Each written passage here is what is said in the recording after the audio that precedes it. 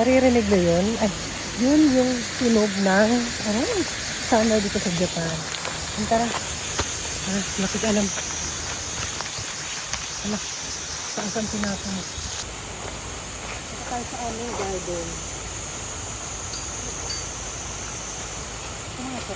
Dahil kita ko dito yung mga namin garden. Pinalinisan ko nga yung mga dito eh. Ay! Kasi maraming damo. Tara.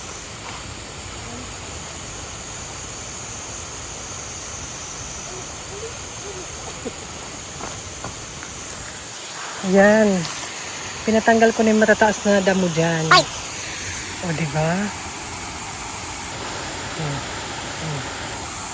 O, tara na. Sasara lang natin kasi baka may ibang pumasok. Hindi na naslalakti. Papapalitan ko na nga ito. Hindi na. Sige na. Ay. Yan ang summer. Yung ano ba ang pagkaan sa kanya? Sikadas kasi sinasabi ko. Sikada. Sikada pala? Tama ba? Sikada?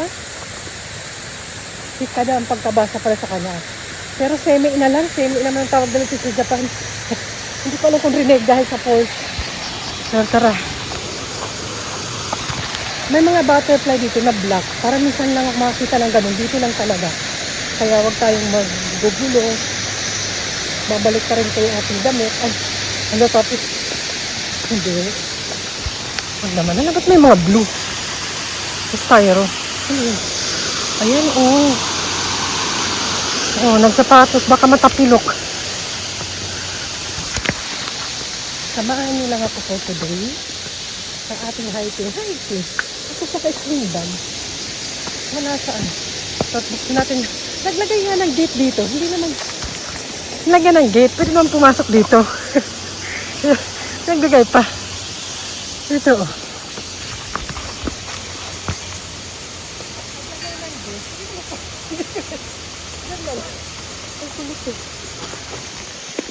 Tara. Ito may daan dito na sa kabila. Pero mahirap doon. Dito yung may hagdan na maganda. Maayos-ayos. Doon lang yung medyo. Ayan.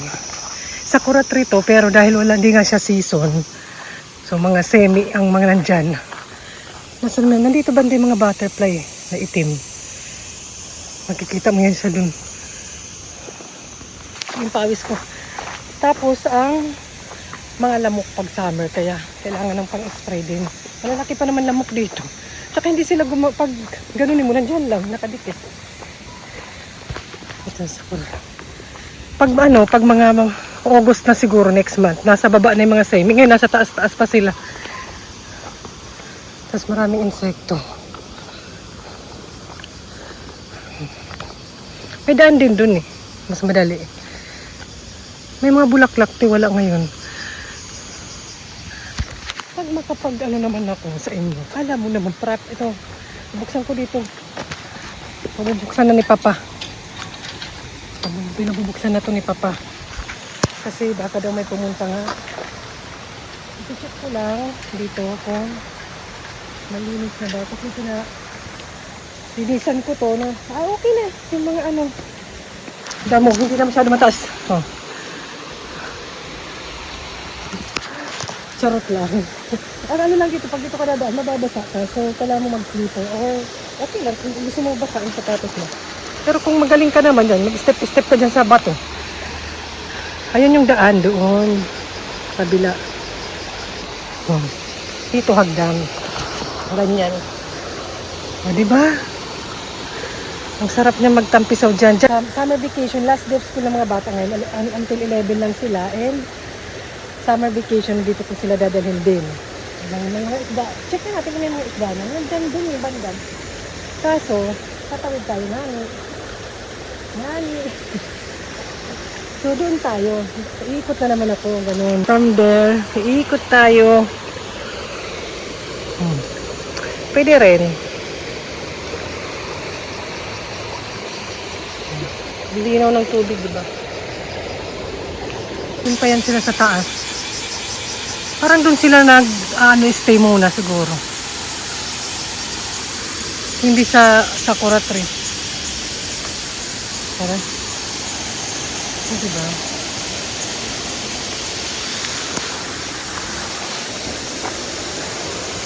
Parang ano na yan siya. Ano, sige. Sige, nagsalita ako. Binabalaan kita. Parang ano siya, alarm sa umaga. Itong semi na to. Ang tunog na yan. Ang insekto. Kasi sa umaga ang lakas niya. Pero mamaya may nawawala naman siya. Sige, natutulog ko lang. Ay, mga kaibigan mo, alam mo. So, alam mo eh. Ang bahay ng kagamba. Wala, sa butterfly. Ayan, nasasabi kong itim na butterfly. Kita niyo. Nasa focus eh.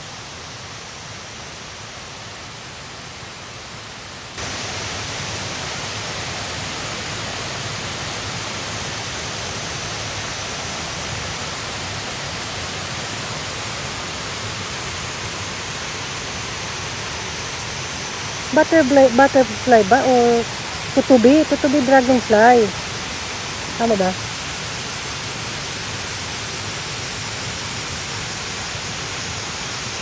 Dragonfly pala.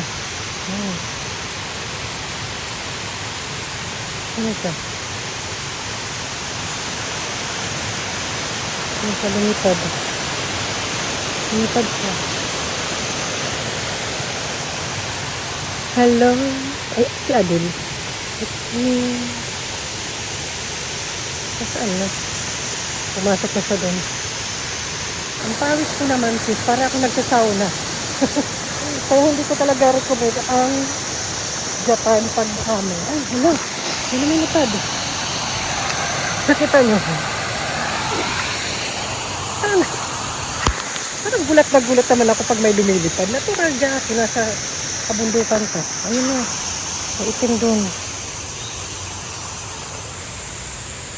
Ayan, doon siya.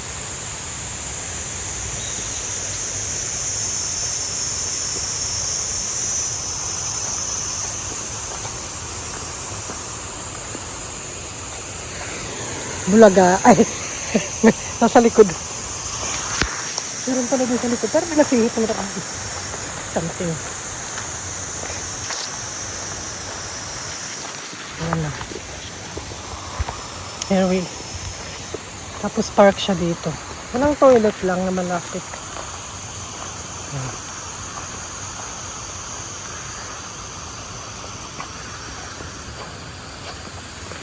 Saan na naglalagay sa toilet dito? Banda.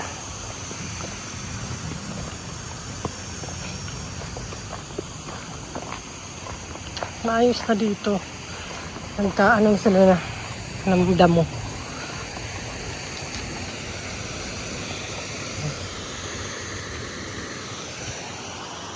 Pababa yan dun sa parang city, downtown. Yung park ko.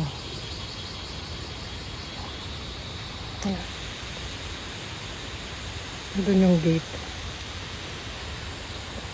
Tapos ito dediretso. Ang ganda lang ng view. Mountain.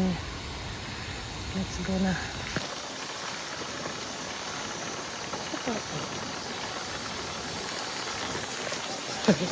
Sige. Ay, wala namang masyadong sakyan. Carry lang.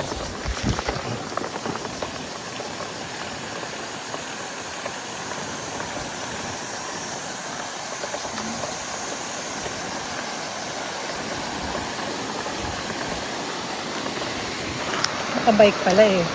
Init eh. Mamaya na ako mag-walking. Paradise. Nandun ako sa kabila kanina.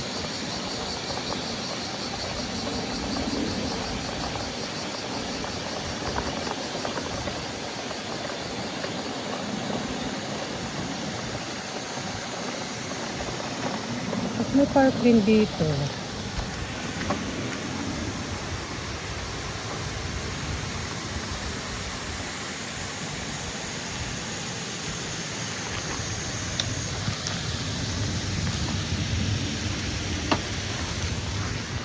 Nandun ako kanina sa kabila.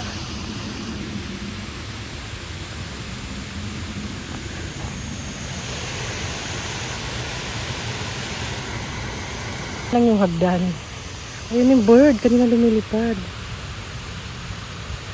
Natural siya, lumilipad yan.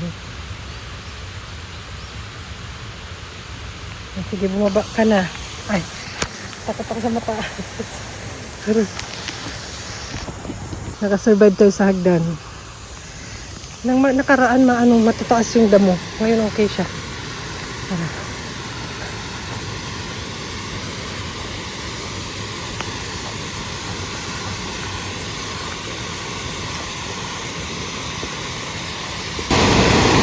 Hindi ko lang kung kita, meron na maliliit na isda.